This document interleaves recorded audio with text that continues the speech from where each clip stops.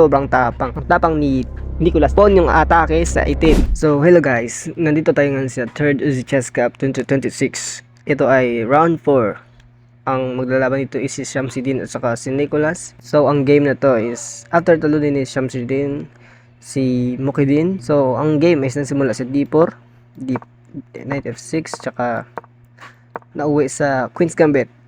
Declined. So, Bishop E7, declined. Exchange variation sa gitna. Bishop F4 ng nag-slab style. At tsaka umatake sa G4. Pinataras yung bishop.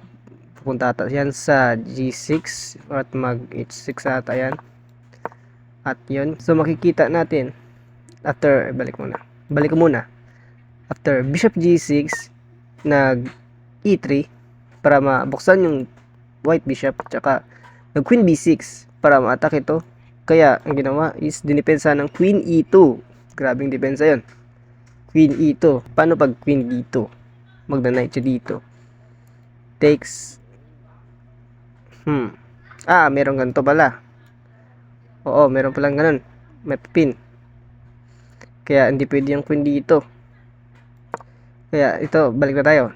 Knight D7 si Shamsidin. Knight H4. Dinipensahan ng knight. Knight siguro pang kakapture dyan. Tsaka nag Bishop G2. Preparing to castle yung puti. Nag Knight E6. Threatening the bishop. Pumunta sa E5 para i-threatening isang knight. Ito siguro gusto niya. Bumalik. Ayaw ibigay. Hindi kinapture. Kasi libre ito. Ano ba naman? Kasi libre yun. Takes. Nag-castles. Queen dito na. Kasi wala nang puting bishop. Wala rin ganito. Pwede siya magganto. After niya ganito. Ganon. At saka after rook E8, nag-castle. Nag-F6. Tinakban yung atake ng bishop na to.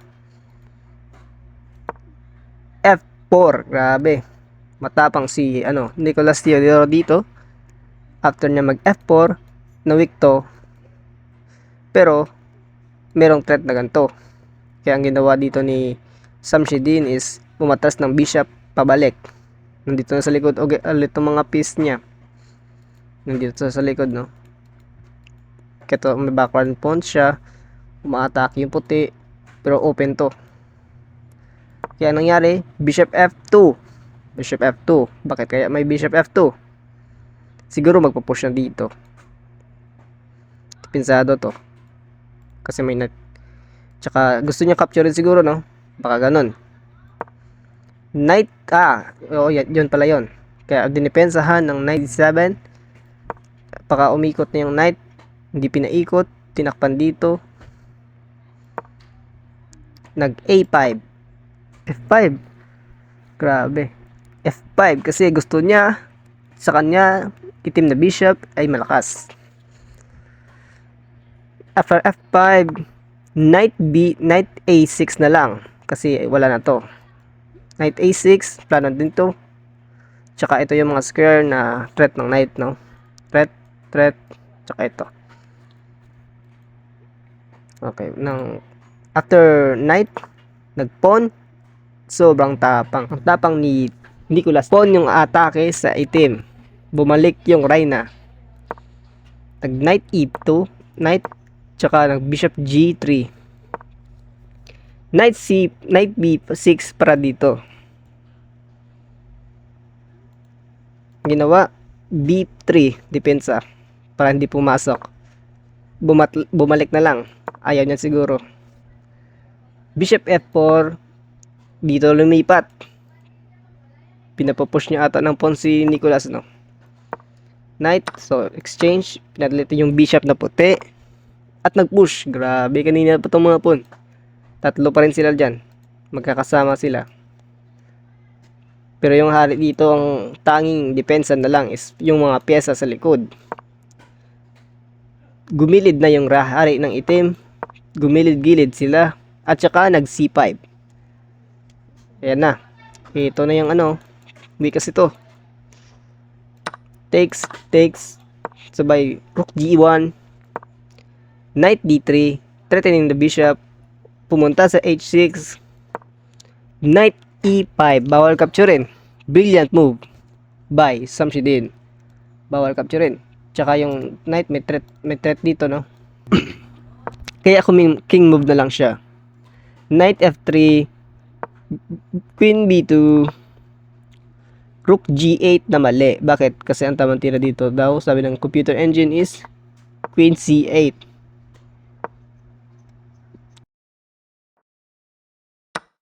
He takes c5. Ito yung brilliant move na ginawa ni Nicolas. Takes exchange by rook a6, rook c1, queen d5. Mali yung queen d5. Bishop g4. Attacking this. Takes. Sabay bishop g5. G5 pala kanina. Ginawa naman, no? So, nag-push ng h6. Kinapture. Nag-king move. Bishop e5. Queen d5. Tsaka umatras dito at nauwi sa winning position ng itim. Panalo agad yung itim after nun. Bishop h5 ang ginawa ni Samsidin. Brilliant move. Kasi baka atakin niya to. Kaya nag king h2. Tsaka nag bishop f3. Si Samsidin ipit yung toring hari. At natumbukhan ni Samsidin ang brilliant move na rook c8. Kasi pag ginapture mo yung rook, may mate in 4 na dito. Wala na magagawa dito yung puti. Kasi ang queen dito is force na puti iharang yung knight kasi mamamati siya. Kaya mate in 4. At ako po si Wiggy Chess PH. Salamat sa panonood. Muling